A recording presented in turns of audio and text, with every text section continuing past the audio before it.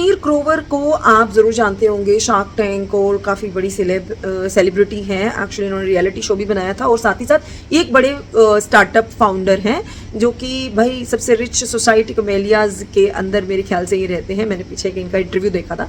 इनकी वाइफ है माधुरी ग्रोवर, जो कि एक रियलिटी शो में एक बयान देती हैं और अपनी बात बोलती हैं कि भाई देखो, when they were in 40s and they wanted to have their child, 40s भी तो नहीं, मेरे ख्याल से एक उम्र के पड़ाव पे उनको लगा कि उनका एक थर्ड चाइल्ड होना चाहिए, बट फैमिली प्रेशर और हमारे समाज में अब ऐसी बनावट हो गई है कि तीसरा बच्चा, 2 के बाद तीसरा बच्चा सोचना अपने आप में बहुत ही आपको ऑड वन आउट बना देता है और फैमिलीज आपको एक्सेप्ट नहीं करती, आपको सोचने नहीं देती। दूसरा इन्होंने बोला कि जितने अमीर बच्चे पैदा करेंगे उतनी अमीरी बढ़ती है और जितने गरीब बच्चे पैदा करते हैं उतनी गरीबी बढ़ती है।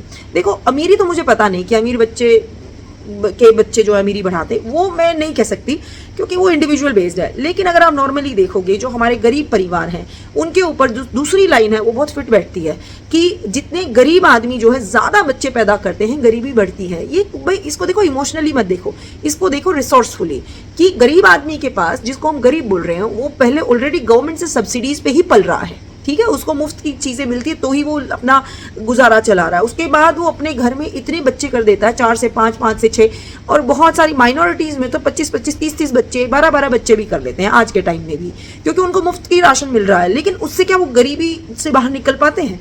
ऐसा नहीं हो पाता, क्योंकि जितने बच्चे आपके पास होंगे आप उनको पालने के लिए पैसा तो लगेगा ना, और गरीब आदमी के पास ऑलरेडी पैसा कम है। तो आप इकोनॉमिकली देखिए, इस बात में कोई दो राय नहीं है। अब इसके ऊपर एक यूजर ने लिखा, किसी लेडी ने रिस्पॉन्स दिया कि इनको, अश्नीर ग्रोवर को, कि आपकी 900 करोड़ की जो संपत्ति है वो कुछ फैमिलीज में, 1800 फैमिलीज में बांट दीजिए, 50-50 लाख मिल जाएंगे, वो अपना जीवन जी लेंगे। तो उसमें जो है अश्नीर ग्रोवर ने जवाब बहुत अच्छा दिया। उन्होंने पूरी तरह से अपनी वाइफ का सपोर्ट किया और बोला कि भीख मांगने का ये काफी पुराना तरीका है, कुछ नया सोच के आई है, दिस इज नॉट लॉजिकल। क्योंकि वो जानते हैं उनकी वाइफ जो है वो बात जो कह रही है उसका आपको सेंटिमेंटल ना देख के आपको प्रैक्टिकल ही चीज देखनी चाहिए, क्योंकि वो कहीं से भी गलत नहीं कह रही हैं।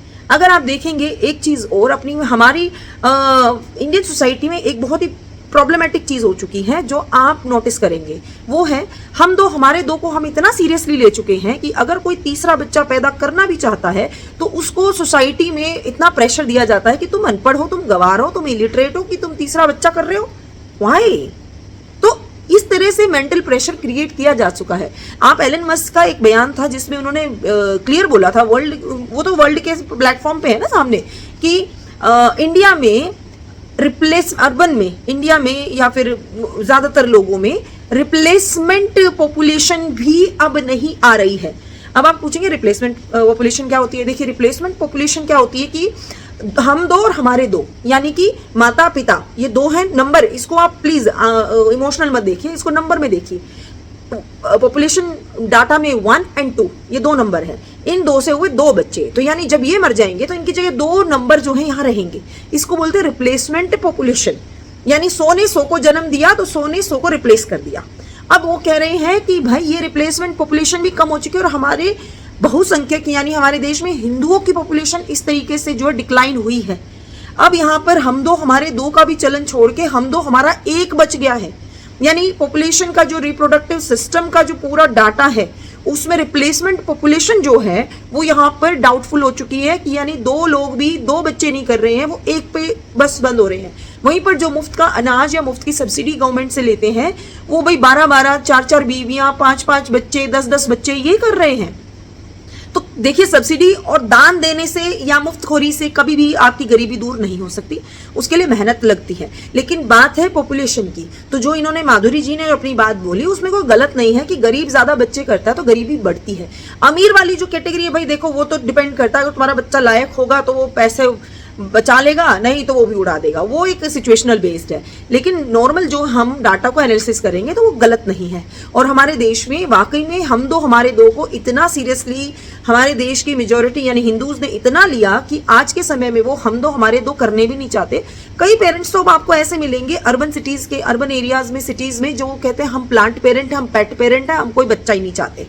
ये भी एक डरावनी चीज है। एक समय ऐसा भी है जहां यूरोप की कंट्रीज में आप देखोगे तो पॉपुलेशन बहुत ज्यादा डिक्लाइन हो चुकी है, वहां की खुद की पॉपुलेशन अब रिप्लेसमेंट भी नहीं दे पा रही है, यानी वहां पे एक जनरेशन पूरी माइनॉरिटी होती जा रही है और इसीलिए यूरोप के अंदर इमिग्रेंट्स जो हैं वो उनके लिए समस्या का कारण बन गए हैं, क्योंकि जो एक्चुअल लोग हैं वहाँ के वो नंबर में कम हो गए हैं और माइग्रेंट्स बढ़ रहे हैं, इसलिए उनका क्लैश में माइग्रेंट्स हावी हो रहे हैं।